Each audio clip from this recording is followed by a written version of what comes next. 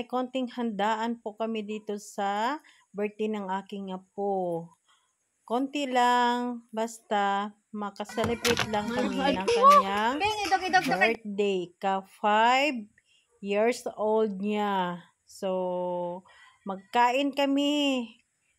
Oh, yan ang Chicken Joy na ginawa namin.